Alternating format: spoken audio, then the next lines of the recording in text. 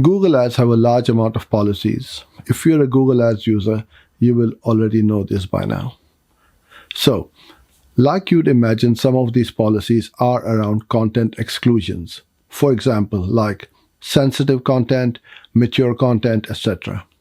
These labels that are set within Google Ads do not influence the organic Google search results. A Google representative was asked about these labels surrounding content exclusion and if they can impact or hurt our organic rankings. He stated that those systems are quite separate.